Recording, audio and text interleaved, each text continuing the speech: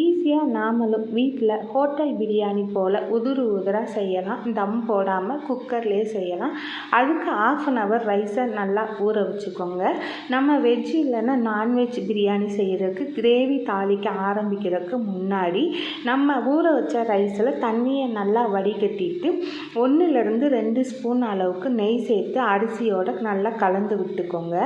நம்ம கிரேவியை தழிஞ்சு முடிக்கிற வரைக்கும் அரிசி நல்லா நெய்யில் கலந்து ஊறணும். இப்படி நம்ம அரிசியோட நெய்யை கலந்து கொஞ்சம் நேரம் வைக்கிறதுனால நம்ம பிரியாணி செய்கிறப்ப பிரியாணி ரைஸோட மொனை உடையாமல் உதிராக கிடைக்கும். பாருங்கள் ஃப்ரெண்ட்ஸ், இன்றைக்கி நான் குக்கரில் தான் செஞ்சுருக்கேன். எப்படி தம் பிரியாணி போலவே உதிராக கிடச்சிருக்கு. இன்றைக்கி நான் மஷ்ரூம் பிரியாணி செஞ்சுருக்கேன். நீங்களும் இது போல் ட்ரை பண்ணி பாருங்கள் ஃப்ரெண்ட்ஸ். நமக்கு கடையில் உள்ள பிரியாணி போலவே உதிராக ஒன்றோட ஒன்று ஒட்டாமல் கிடைக்கும். Thank you friends.